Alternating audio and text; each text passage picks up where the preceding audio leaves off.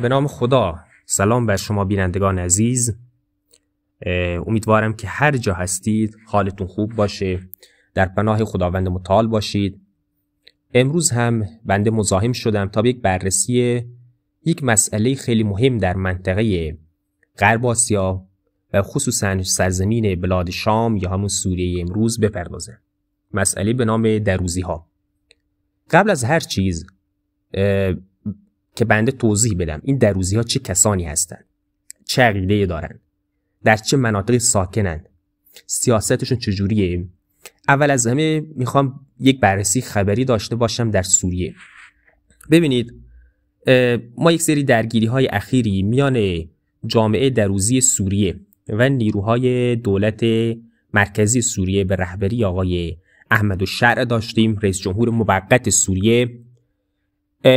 یک فایل صوتی گویا منتشر میشه از زبان یکی از رهبران دروزی ساکن سوریه که در اونجا به پیامبر اسلام توهین‌های خیلی رکیکی میشه. حالا اینجا اون جامعه مسلمان سوریه، یعنی مسلمانان اهل سنتی که در دمشق، در درعا، در حلب، در ادلب، به طور کلی کل سوریه شما در نظر بگیرید، اینجا یک خشم عمومی فوران میکنه و یک بهانه میشه تا نیروهای وابسته به دولت آقای شرع حملاتی رو به مناطق دروزی نشین انجام بدن، مثل اشرفیه و جرمانا، صهیانا و جرمانا در حومه دمشق. بعد از اینکه یک سری درگیری شکل میگیره، یعنی بین مسلمانان سنی و دروزی ها، که مسلمانان سنی تحت پوشش همون دولت مرکزی که در اونجا دارند، درگیری های رخ میده. چیزی حدود 200 نفر، نقل های میگه 300 نفر بالاخره در این درگیری ها کشته میشه. رهبران مذهبی دروزی این حملات رو محکوم کردن و گفتن آقا دولت سوریه مسئول این حملات به دروزی هاست. بعد از این جریانات اسرائیل با یه سری حملات هوایی به مناطقی در نزدیکی کاخ ریاست جمهوری سوریه یه پیامی رو منتقل میکنه با آقای شرع. میگه آقا من اجازه تهدید علیه دروزی ها رو نمیدم. خوب دقت کنید، من اجازه تهدید علیه دروزی ها رو نمیدم.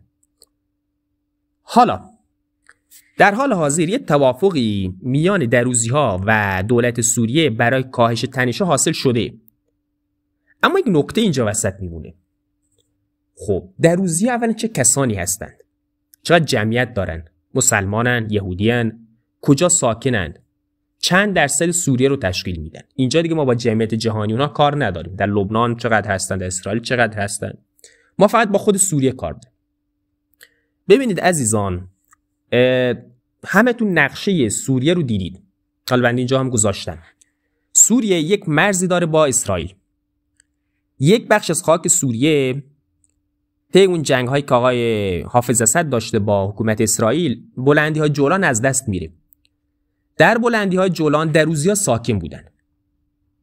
حالا در مرز بین اسرائیل و سوریه امروز باز مردمانی که در نقطه صفر مرزی اسرائیل نشستند میشه بگیم که دروزی ها هست. یعنی شما به سوریه برید، این نقاط مرزی با اسرائیل اینا دروزی نشینن، هم این طرف مرز هم اون طرف مرز. این از لحاظ جغرافیایی.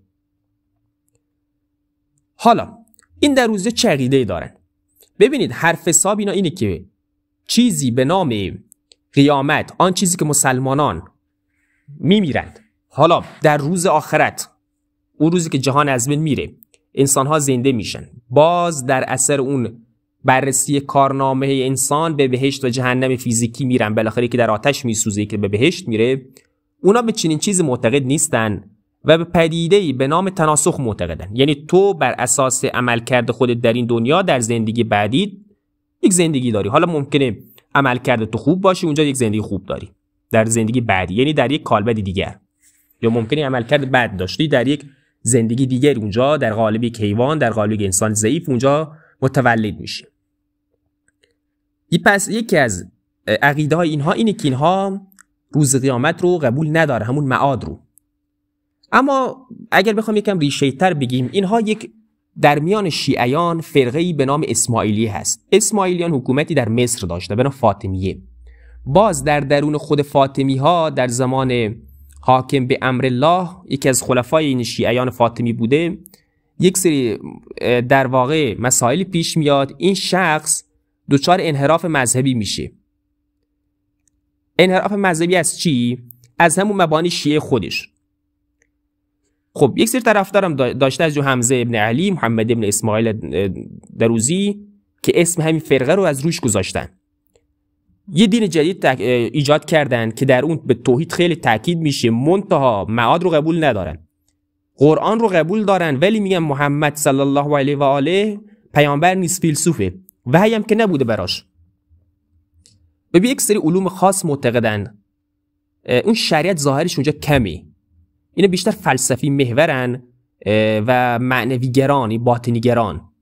اینطوری هم نیست که امروز اگر شخصی بخواد بره دروزی بشه میگه خب من میرم دروزی، اینطوری نیست. مثل یهودان یک جامعه بسته دارن و معتقدن که بخشی از عقاید فقط از طریق عقلا قابل درکه، یعنی اونایی که از لحاظ فکری به بلوغ دینی رسیدن. متوجهید؟ اما یک سری مسائل، خب اسرائیل مثلا دنبال چیه؟ خب آقا دروزی ساکن در مرز با اسرائیل، این طرف که اسرائیل، این طرف که سوریه است، در دو طرف دروزی‌ها ساکنن. شاخه انشابی از شیعیان که بودن. اینجا باید در نظر بگیریم اسرائیل به دنبال اینه با ماسک دفاع از اقلیت‌ها که از دیرباز این ماسک رو بر چهره داره میخواد وارد سوریه بشه، تا یک منطقه حائلی رو بین خاک خودش و خاک سوریه ایجاد کنه. چرا؟ چون مسلمانان سنی که به در سوریه به حکومت رسیدن، اینها آقایان عشق جهاد دارن، قصد حمله دارن، تشویق میکنن. اینجاست که آقای بنیامین نتانیاهو میگه آقا باید، من اجازه نخواهم داد آنچه که مانند حزب الله شیعی در پشت مرزهای من به وجود آمد، اجازه تکرار آن در مرزهای خود در سوریه نخواهم داد. پس با ماسک حمایت از دروزی ها حملاتی رو انجام میدم، این اقلیت ها رو به سمت خودم جلب میکنم تا بتونم وارد خاک سوریه بشم و یک منطقه حائل تشکیل بدم. اینجاست که به بهانه دفاع از دروزی وارد خاک سوریه شده. خب یکی از عوامل ناامنی الان در سوریه اسرائیلی‌ها هستند. مسئله بعدی به دنبال اینه که حداقل بتونه اون به اصطلاح حمایت دروزی ها رو داشته باشه، به این عنوان که بگه آقا من به حمایت از شما وارد سوریه شدم، الان شما باید با یک وابستگی داشته باشید. اما یک نکته دیگه هم بگم، ببینید بعد از این که سوریه سقوط کرد، حکومتش آقای بشار رو فرار کرد به روسیه و برادرش ماهر اسد، این دروزی ها کشیدن عقب. قبلا در ساختار حکومتی سوریه یک سری نقشای داشت اما مثل علوی‌ها نبودن. به طور کلی جمعیت چیز حدود 600,000 نفر فقط اینا در سوریه جمعیت دارن. متوجهید؟ و اینجاست که خب بالاخره یک نقش مهمی میتونن ایفا کنن به نسبت شیعیان 12 امامی، چون شیعیان 12 امامی جمعیت به مراتب کمتر نسبت از این آقایان دروزی دارن. حالا اینجا چند تا سناریو مطرحه. اگر این مقاومت دروزی ها با فشار بین المللی همراه باشه، چیز شبیه به جریان کردها، میتونیم بگیم یک منطقه فدرال داریم اما نامرئی.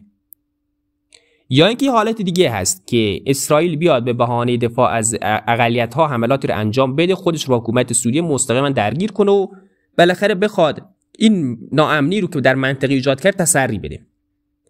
مرحله سوم اینه که بیاد آقای شرع حمایت گروه های اقلیت رو جلب کنه، جذب کنه و وقتی حمایت اونها رو جذب کنه حتی اونها رو از اینکه ابزاری برای اسرائیل شدن دور کنه تا این تهدید براش رفع بشه. البته این نکته رو باید بگیم که دروزی ها در خود ساختار ارتش اسرائیل هم هستن، فعالاً مشغول انجام عملیاتن در غزه. در هر صورت اسرائیل با نقاب حمایت از اقلیت ها با نیت اصلی این که باید گروه های اسلامگرا از مرزهای من فاصله داشته باشند دست به چنین اقداماتی زده. خیلی ممنون که با بنده همراه بودید.